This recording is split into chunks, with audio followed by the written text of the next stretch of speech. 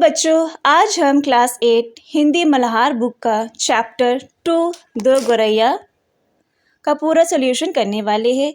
और आज का ये चैप्टर हम एक बहुत खूबसूरत सीख देने वाला है। इस वीडियो में मैं आपको सारे आंसर्स बिल्कुल आसान भाषा में समझाऊंगी ताकि आपको एग्ज़ाम में कोई प्रॉब्लम ना हो। तो जल्दी से अपनी हिंदी बुक और नोटबुक निकाल लीजिए और चलिए शुरू करते हैं आज का मज़ेदार class. Welcome our channel Alvina education. यहाँ पे लिखा हुआ है पार्ट से।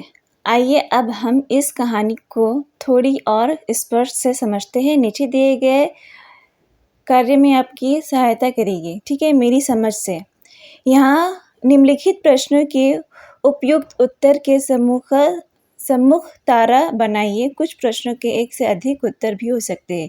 यहाँ पे कुछ क्वेश्चन दिए गए हैं, उसका आंसर हम लोग तारा में देना है और इसका आंसर जो है वो एक से ज़्यादा भी हो सकता है। तो फर्स्ट क्वेश्चन है, पिताजी ने कहा कि घर सरल बना हुआ है। क्यों? पिताजी ने ऐसा क्यों कहा कि घर सरल बना हुआ है? घर की बनावट सरल जैसी बहुत विशाल है, या घर की बनावट जो है वो सरल जैसी विशाल है? घर में विभिन्न पक्षी और जीव जंतु रहते हैं। घर में जो है वो बहुत सारे जीव जंतु रहते हैं विभिन्न प्रकार के। पिताजी और माँ घर के मालिक नहीं है, या घर में विभिन्न जीव जंतु आते जाते हैं? तो इसका जो आंसर होगा वो होगा घर में विभिन्न जीव जंतु आते जाते रहते हैं, ठीक है। और इसका एक और आंसर भी हो सकता है, जैसे घर में विभिन्न पक्षी और जीव जंतु रहते हैं, ठीक है, वो भी आंसर हो सकता है। मतलब कि ये दोनों आंसर हो सकता है 1 का क्वेश्चन में, ठीक है। अब हम लोग सेकेंड क्वेश्चन चलते हैं। कहानी में घर के असली मालिक किसे कहा गया है? कहानी में जो है वो घर का असली मालिक किसे कहा गया है? पहला है माँ और पिताजी को, जिनका वो मकान है। दूसरा है लेखक को, जिसने ये कहानी लिखी है। तीसरा है जीव जंतुओं को जो उस घर में रहते थे, या फिर मेहमानों को जो लेखक से मिलने आते थे। तो इन चारों में से कौन सा आंसर सूटेबल होगा? वो होगा ऑप्शन सी, ठीक है, ऑप्शन 3, जीव जंतुओं को जो उस घर में रहते थे, ठीक है। सेकंड का आंसर हो गया 3rd नंबर। अब थर्ड क्वेश्चन है, गौरैया के प्रति माँ और पिताजी के प्रतिक्रिया कैसी थी? ठीक है। फर्स्ट ऑप्शन है, दोनों ने खुशी से घर में उनका स्वागत किया। पिताजी ने उन्हें भगाने की कोशिश की, लेकिन माँ ने मना किया। तीसरा है, दोनों ने मिलकर उन्हें घर से बाहर निकाल दिया। या चौथा, माँ ने उन्हें निकालने के लिए कहा, लेकिन पिताजी ने घर में रहने दिया। तो इस चारों ऑप्शंस में जो सुटेबल ऑप्शंस होगा वो होगा सेकंड वाला, पिताजी ने उन्हें भगाने की कोशिश की लेकिन माँ ने नहीं माना, ठीक है, मना किया, लेकिन माँ जो है वो मना की। अब फोर्थ क्वेश्चन है, माँ बार बार पिताजी की बातों पर मुस्कुराती और मजाक करती थी, ऐसा क्या पता चला था? पहला है, माँ चाहती थी कि गौरैया घर से भगाई न जाए। दूसरा है, माँ को पिताजी के प्रति व्यर्थ लगता था। या तीसरा, माँ को गौरैया की जो बातें हंसी थी वो ज़्यादा अच्छी लगती थी। या माँ को दूसरे पर हंसना और उपहास करना अच्छा लगता था। तो इस चारों ऑप्शंस में जो आंसर होगा वो होगा फर्स्ट वाला, माँ चाहती थी कि गौरैया घर से भागे ना जाए, ठीक है। और सेकेंड वाला भी हो सकता है, माँ को पिताजी के जो था प्रत्यय वो हो सकता है, ठीक है। ये दोनों क्वेश्चन जो आंसर है वो होगा। फिर है, कहानी में गौरैया के बार बार लौटने की जीवन के लिए मूल्य से जोड़े जा सकता है। पहला है, दूसरों पर निर्भर रहना, असफलताओं से हार मान लेना। तीसरा है, अपने प्रयास को निरंतर जारी रखना। या चौथा है, संघर्ष को छोड़कर नए रास्ते अपनाना। तो इस चारों ऑप्शंस में जो बेस्ट ऑप्शंस है वो है थर्ड ऑप्शन, अपने प्रयास को निरंतर जारी रखना, ठीक है। ये हो गया 5th क्वेश्चन। अब हम लोग सेकेंड क्वेश्चन में चलते हैं। खा में लिखा है, हो सकता है कि आपके समूह के साथियों ने अलग अलग उत्तर चुने हों। अपने मित्रों के साथ विचार कीजिए कि आपने ये उत्तर क्यों चुना। ठीक है, ये जो क्वेश्चन लिखा हुआ है, हो सकता है आपके समूह के सभी साथी ने, मतलब कि आपकी जो साथियां हैं वो अलग अलग आंसर लिखी हो। आपने अपने मित्रों से विचार कीजिए, अपने दोस्तों से विचार कीजिए कि आपने इस आंसर को क्यों चुना। ठीक है, ये आप खुद कर सकते हैं कि आपने इस आंसर को क्यों चुना, आप ये खुद लिख सकते हैं। ठीक है, अब हम लोग जो है नेक्स्ट क्वेश्चन में चलते हैं, जो कि है मिलाकर करे मिलान। ठीक है, मतलब कि हम लोग को मैचिंग करना है। तो काम में लिखा हुआ है, पाठ में से चुनकर कुछ वाक्य नीचे दिए गए हैं। प्रत्येक वाक्य के सामने दो दो अर्थ दिए गए हैं। ठीक है, हर एक वाक्य के सामने दो दो उसका अर्थ दिया गया है। अपने समूह में इन पर चर्चा कीजिए। ठीक है, अपने समूह में इन पर चर्चा कीजिए और इन्हें इनका सबसे उपयुक्त अर्थ से मिलाइए। मतलब इसका जो सुटेबल अर्थ है उससे हम लोगों को मैचिंग करना है, मतलब कि मिलाना है वाक्य को। तो चलिए स्टार्ट करते हैं। फर्स्ट क्वेश्चन है, वो शोर मचाता है कि कानों में पर्दे फट जाए, पर लोग कहते हैं कि पक्षी गा रहे हैं। ठीक है, ये वाक्य है। अब इसका हम लोग अर्थ देखते हैं। पक्षियों का शोर बहुत तेज होता है, लेकिन लोग उसे संगीत की तरह सहारते हैं। दूसरा है अर्थ, पिताजी को पक्षियों का चहकना शोर जैसा लगता था, लेकिन लोगों को वो संगीत जैसा लगता था। तो इसका जो सुटेबल अर्थ होगा वो होगा सेकेंड वाला, पिताजी की पक्षियों को चहकना शोर जैसा लगता था। ये वाला सेकेंड वाला ऑप्शन में हम लोग ये वाक्य को मिलाएंगे। ठीक है, अब जो हमारा सेकेंड क्वेश्चन है, आंगन में आम का पेड़ है, तरह तरह के पक्षी उस पर डोरे डाल रहे हैं। इसका अर्थ है, आम के पेड़ पर अलग अलग प्रकार के पक्षी हर समय निवास करते हैं। दूसरा अर्थ है, पक्षी पेड़ पर तुंगे लगा कर रहते हैं, जैसे किसी मेले में डोरे डाल जाता है। ठीक है, डोरे डाला जाता है। तो इसका जो मैचिंग होगा, सुटेबल अर्थ होगा, वो होगा फर्स्ट वाला। ठीक है, आम के पेड़ पर अलग अलग प्रकार के पक्षी हर समय निवास करते हैं। ये हो गया इसका अर्थ। अब थर्ड क्वेश्चन है, वो धम चौकड़ी मचाती है कि हम लोग ठीक तरह से सो भी नहीं पाते।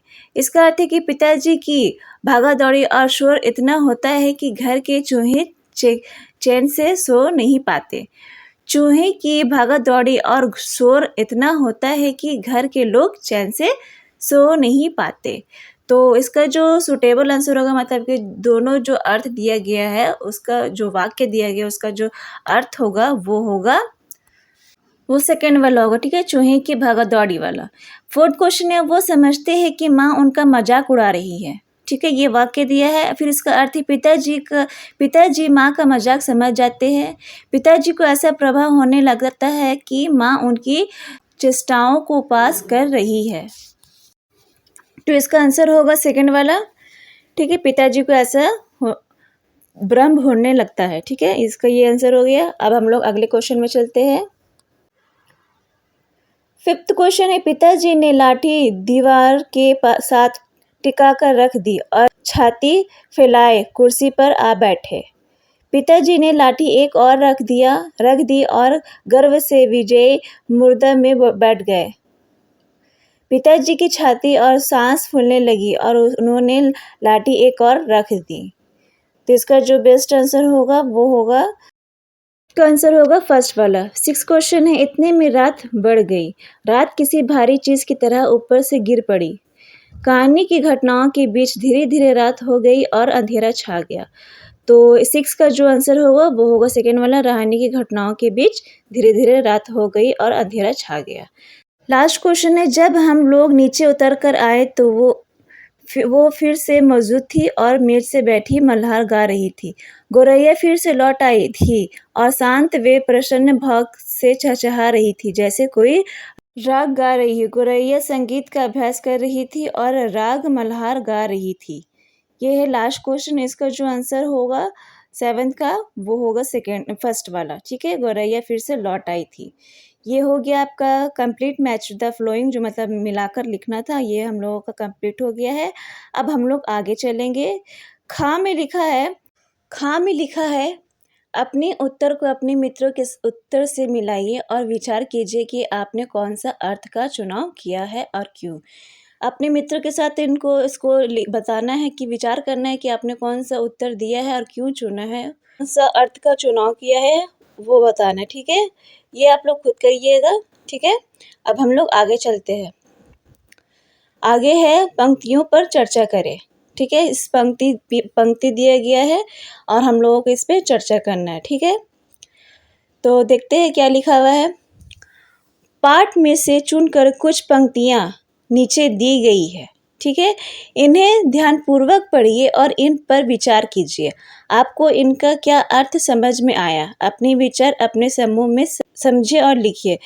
ये पंक्ति को हम लोगों को समझना है और उसका अर्थ लिखना है, ठीक है। तो फर्स्ट में है, काम में दिया है, अब तो ये नहीं उड़ेगी, पहले इन्हें उड़ा देते तो उड़ जाती, अब तो इन्होंने यहाँ घोंसला बना लिया है। तो हम लोगों को इस पंक्ति का अर्थ लिखना है। तो इस तरह से हम लोग इसका अर्थ लिख सकते हैं, ठीक है। देख, इसका अर्थ है कि पहले गौरैया सिर्फ आने जाने के लिए घर में आती थी, इसीलिए उन्हें आसानी से भगाया जा सकता था, लेकिन अब उन्होंने वहाँ अपना घोंसला बना लिया है, इसलिए वे उस जगह को अपना घर समझने लगी है ये और आसानी से नहीं जाएगी। ये इसका अर्थ है। अब हम लोग नेक्स्ट क्वेश्चन में चलते हैं। खा में है, एक दिन अंदर नहीं घुस पाएगी तो घर छोड़ देगी। ये है पंक्ति, इसका हम लोगों को अर्थ लिखना है। तो चलिए लिखते हैं अब हम लोग इसका अर्थ। इसका अर्थ है कि अगर गौरैया को बार बार परेशान किया जाएगा तो वे दुखी होकर अपना घोंसला छोड़ देगी और कहीं दूर जगह चली जाएगी, ठीक है। ये अर्थ है। अब हम लोग लास्ट वाला में देखते हैं कि वो क्या पंक्ति है। गा में है, किसी को सचमुच बाहर निकालना हो तो उसका घर तोड़ देना चाहिए। ये पंक्ति दिया है। अब हम लोग इसका अर्थ लिखेंगे। इसका अर्थ है कि अगर किसी को किसी जगह से हटाना हो तो उसका रहने का स्थान छीन लेना सबसे बड़ा तरीका होता है। यहाँ पिताजी गुस्से में गौरैया को घोंसला तोड़ने की बात कर रहे थे, ठीक है। अब ये हमारा जो है कंप्लीट होता है वाक्य वाला। अब हम लोग आगे चलते हैं कि आगे क्या क्या है। अब है सोच विचार के लिखे, ठीक है। पाठ को पूर्ण ध्यान से पढ़िए, पता लगाइए और लिखिए। ये क्वेश्चन आंसर है, इसको मतलब प्रश्न उत्तर है जो इसे हम लोगों को पूरा करना है। पहला का में लिखा है प्रश्न, आपको कहानी का कौन सा पात्र सबसे अच्छा लगा? घर पर रहना आई गौरैया, माँ, पिताजी, लेखक या कोई अन्य प्राणी? आपको उसकी कौन कौन सी बातें अच्छी लगी और क्यों, ठीक है। ये लिखना है क्वेश्चन का आंसर। तो चलिए हम लोग लिखते हैं कि किस तरह से हम लोग आंसर को लिख सकते हैं। मुझे इस कहानी में गौरैया सबसे अच्छी लगी। वे बहुत मेहनती, समझदार और अपने बच्चों से प्यार करने वाली थी। उन्होंने मेहनत से अपना घोंसला बनाया और अपने बच्चों की देखभाल की। उनकी मासूमियत और अपने घर के प्रति प्रेम बहुत अच्छा लगा। ये मैंने अपने तरह से लिखा है। अगर आप चाहे तो आप अपने तरह से लिख सकते हैं कि आपको इसमें से कौन सा अच्छा लगा था, गौरैया अच्छी लगी थी या पिताजी या माँ या कोई और, ठीक है। तो आप अपने तरीके से लिख सकते हैं। तो अब देखते हैं हम लोग नेक्स्ट क्वेश्चन क्या है। नेक्स्ट क्वेश्चन है खा में, लेखक के घर में चिड़िया ने अपना घोंसला कहाँ बनाया? उसने घोंसला वहीं क्यों बनाया होगा? तो चलिए इसका आंसर लिखते हैं। चिड़ियों ने लेखक के घर की बैठक में पंखे के ऊपर अपना घोंसला बनाया। उन्होंने वहाँ घोंसला इसलिए बनाया होगा क्योंकि उन्हें वहाँ जगह सुरक्षित और शांत लगी होगी। ये था इसका आंसर। अब हम लोग आगे क्वेश्चन देखते हैं। गा में है, क्या आपको लगता है कि पशु पक्षी भी मनुष्य के समान परिवार और घर का महत्व समझते हैं? अपने उत्तर के समर्थन में कहानी से उदाहरण दीजिए। तो हम लोग इसका आंसर हम लोग इस तरह से लिख सकते हैं। हाँ, मुझे लगता है कि पशु पक्षी भी परिवार और घर का महत्व समझते हैं। कहानी में गौरैया अपने बच्चों के साथ घोंसले में रहती थी और उनकी देखभाल करती थी। इससे पता चलता है कि उन्हें भी अपने घर और परिवार से प्रेम होता है। तो ये था सिंपल सा आंसर। अब हम लोग आगे देखते हैं। अब मैं हार मानने वाला आदमी नहीं हूँ। इस कथन से पिताजी का स्वभाव के कौन सा गुण उभर कर आते हैं? इसका आंसर लिखना है। तो चलो लिखते हैं इसका आंसर। इस कथन से पता चलता है कि पिताजी जिद्दी और दृढ़ निष्ठा स्वभाव के व्यक्ति थे। वे आसानी से हार नहीं मानते थे। ये सिंपल सा आंसर था जो बहुत इजीली से लिखा गया है। अब हम लोग लास्ट क्वेश्चन देखते हैं। कहानी में गौरैया के व्यवहार में कब और कैसे बदलाव आया? ये बदलाव क्यों आया? संकेत। कहानी में खोजे कि उन्होंने गाना कब बंद कर दिया। तो चलिए लिखते हैं इसका आंसर। जब पिताजी ने उनका घोंसला तोड़ने की कोशिश की तब गौरैया के व्यवहार में बदलाव आया।